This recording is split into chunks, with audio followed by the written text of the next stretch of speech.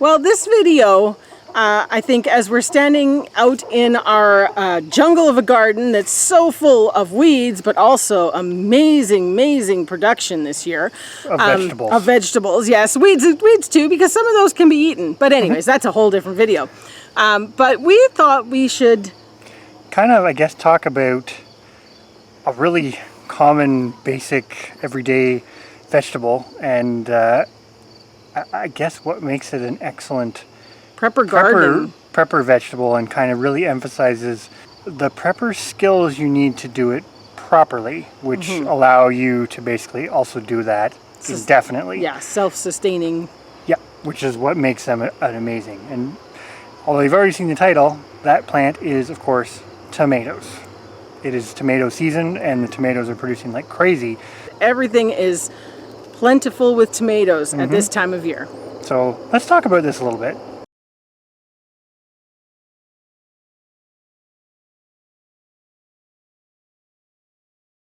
Four types is what I would say as you're planning your prepper garden in terms of having the most bang for your buck. You want to have the right types of tomatoes. Everybody is so tempted to grow 20 different kinds of tomatoes and try all different things.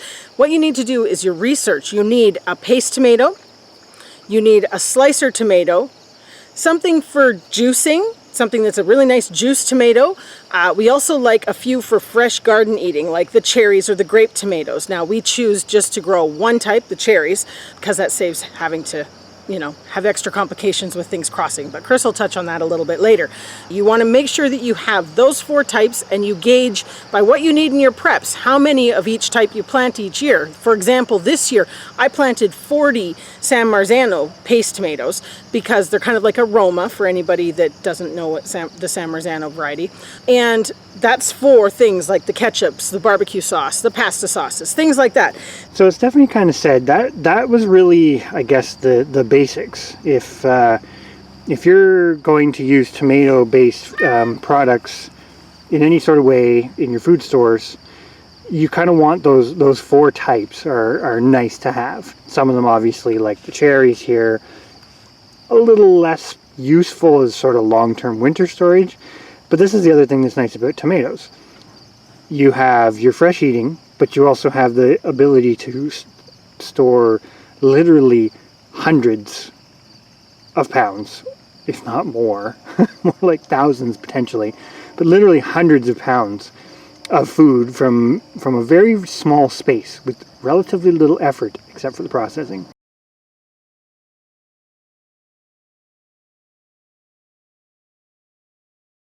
Although this video isn't really to go through varieties and whatnot, the one part of the skill set that people sometimes don't think about is the keeping it going. You can have seed stores, which is great to have, but if you can figure out the skills necessary to have a renewable seed source, that's even better. And tomatoes are great because, let's face it, people like variety. Whether you're a prepper or not, eating the same thing over and over and over and over and over again wears a little thin. And tomatoes are great because tomatoes are literally limitless as far as the varieties. There are so many different varieties. So something that we've done is, again, picked ones that we like for various production qualities.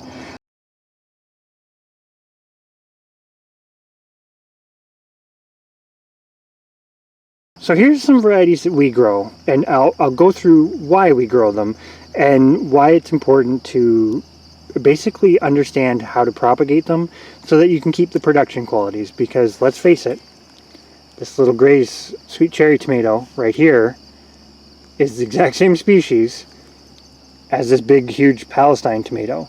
And although any progeny from these are edible, just keep that in mind, you're obviously not going to get amazing production qualities out of the two without some serious breeding program. So to leave it to chance just is not in our opinion, a real smart thing to do from a prepper perspective, because why would you leave your vegetable and food stores to chance when we tend to spend so much time and effort planning everything else that we do and store and why we do it? So For us, these are some tomatoes that have basically made the cut, or likely have made the cut, and I'm going to go really quickly as to why. The gray sweet cherry tomatoes are amazing for fresh eating.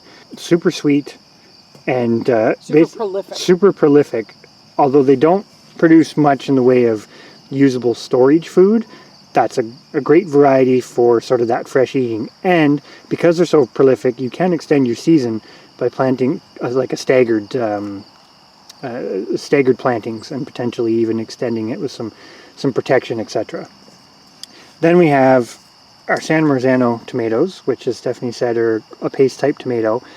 Basically, that's kind of self-explanatory. They have great flavor, which we like the flavor, and they're very meaty, so they make good paste, sauces, that sort of thing, without the need for boiling down copious volumes of water. Likewise, this big Palestine tomato is also kind of a slicer, but a slicer on the meaty side. We've actually found it's almost better on the sauce paste side of things. It has a good flavor to it, which we like. It's a real tomatoey flavor. Yeah, it's a really tomatoey flavor if you like that. And obviously they're huge. Now we have found they're not as prolific, and this is one variety that might be on the chopping block, but it still made the cut for right now.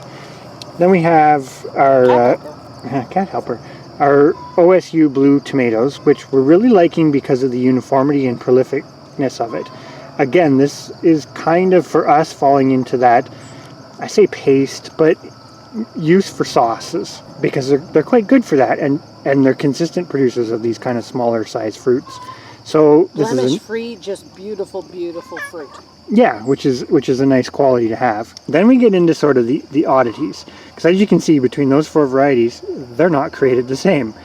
When we get into the oddities, this one here is our Black Prince tomatoes, which is an amazing slicing tomato and really good for juice and flavor, but they're not very meaty. They're very juicy tomatoes. So we also don't grow as many of them because we can usually only consume so many during the growing season.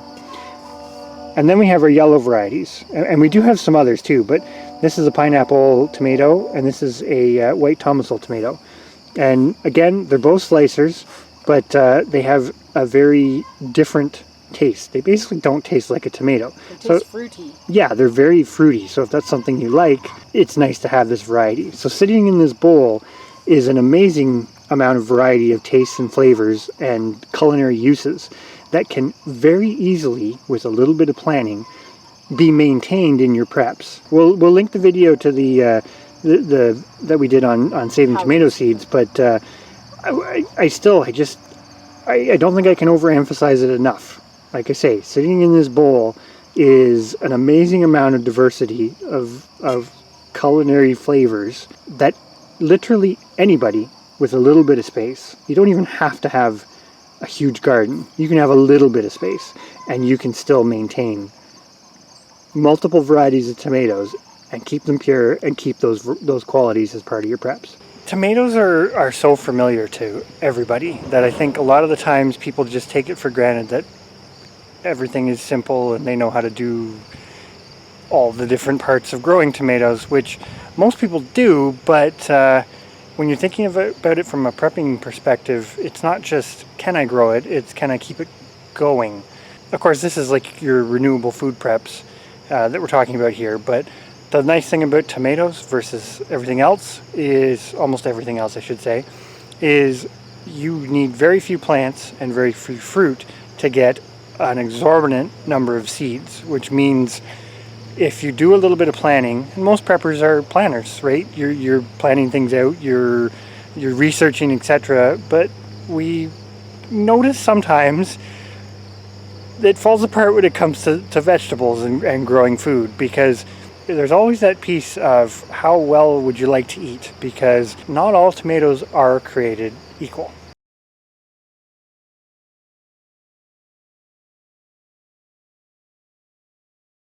So we're now back in the house, and I'm in the basement where we store all of the things that we make out of our various tomato harvests. And as you can see behind me, there's a lot of different things. Not everything on the shelf is tomatoes, of course. But I think it's important at this point to note that Although tomatoes are extremely versatile, and in the grand scheme of things, don't take a lot of time and space outside of the processing, this is still all work. All this planning and these thoughts of prepping, it's still work. And it still takes a fair bit of work to end up with the end product. But I'm going to walk you through briefly what we do with some of the varieties and sort of show you the end product of why we keep so many different kinds of tomatoes and why it's worthwhile to keep it going and why tomatoes are really one of the most excellent prepping plants. So this is just kind of a selection of some of the things that are on our shelves down here.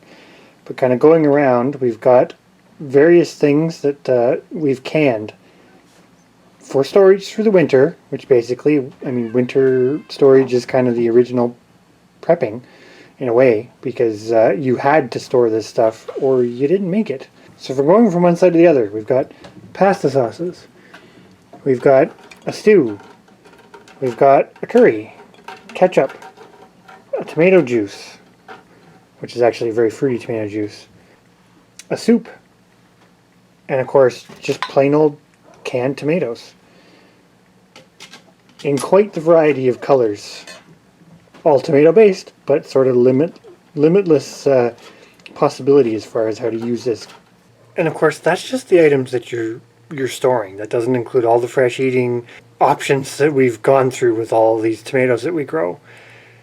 So kind of in closing, as preppers we often talk about storing food, buying preps, this sort of thing. But what other food item that is often completely taken for granted can produce you this much food on a renewable basis, where you can actually be, once you physically have the variety, if you know the skills to keep it going, you can be completely independent and produce all of your own tomato-based products and a substantial volume of them for relatively little effort outside of the actual storage, which is a whole nother story.